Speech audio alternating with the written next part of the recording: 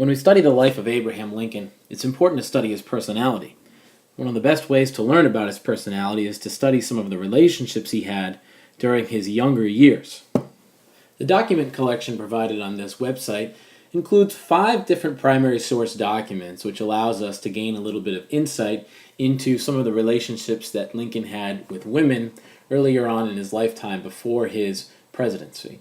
The first document, Document A, is an excerpt from William Herndon's Recollections. William Herndon being Lincoln's longtime law partner, he collected oral histories after Lincoln's death. And this document, Document A, refers to a woman named Anne Rutledge, who Lincoln was alleged to be in love with before her death.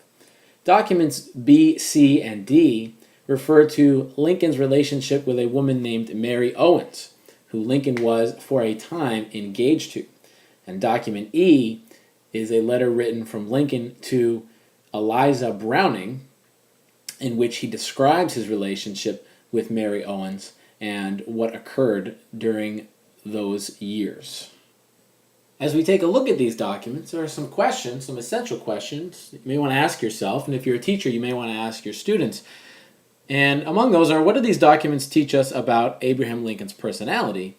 And do you think that these experiences that Lincoln had could have or would have had an impact on his political ambitions or actions? Ultimately, it's up to the student to come up with a conclusion to this, and of course, there's no right or wrong answer.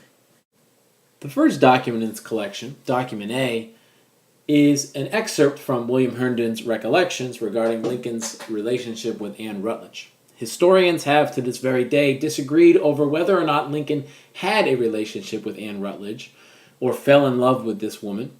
Nonetheless, it is a significant part of Lincoln lore, and it is up to the student to decide whether Herndon's recollections are valid and creditable historical sources, and whether or not the story of Anne Rutledge fits into the rest of the story regarding Lincoln's relationships.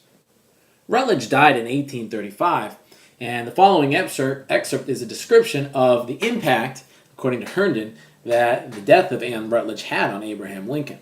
Said Herndon, "The most astonishing and sad sequel to this courtship was the disastrous effect of Miss Rutledge's death on Mr. Lincoln's mind.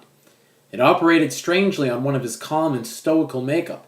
As he returned from the visit to the bedside of Miss Rutledge, he stopped at the house of a friend who relates that his face showed signs of no little mental agony.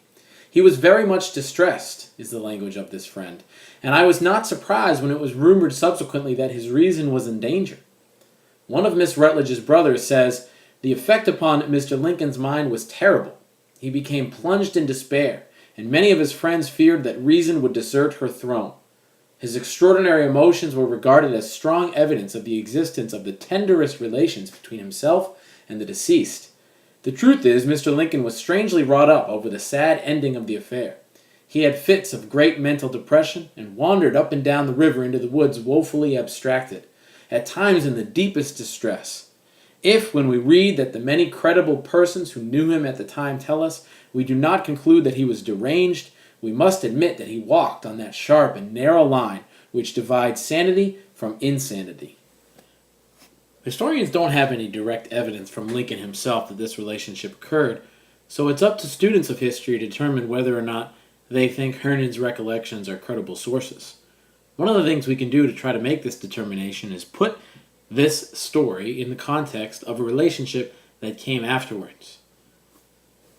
When Lincoln agreed to marry or become engaged to the sister of a friend, a woman named Mary Owens, he did not entirely know her and did not entirely expect this engagement to carry on.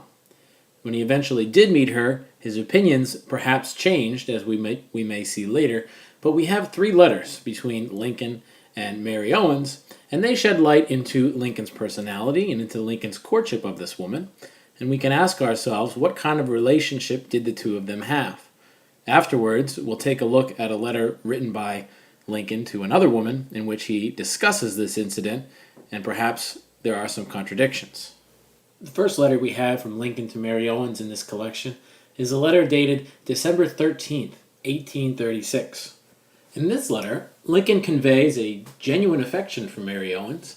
As he writes of his arrival in Springfield, Illinois, he He writes, "I have been sick ever since my arrival here, or I should have written sooner. It is but little difference, however, as I have very little even yet to write. And more the longer I can avoid the mortification of looking in the post office for your letter and not finding it, the better. You see, I am mad about that old letter yet.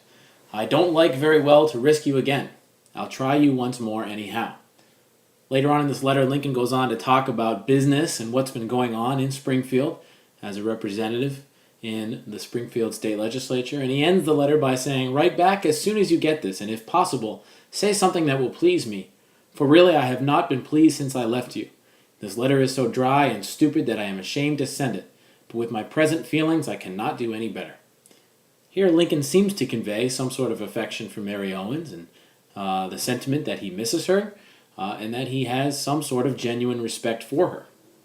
It would appear that by the time Lincoln wrote his second letter to Mary Owens on May 7th, 1837, his feelings had changed a little bit and had evolved slightly, and now he seems a little bit more hesitant about his relationship with Mary Owens. In this letter, Lincoln said, "I have commenced 2 letters to send you before this, both of which displeased me before I got half done, and so I tore them up. The first I thought wasn't serious enough, and the second was on the other extreme. I shall send this, turn out as it may.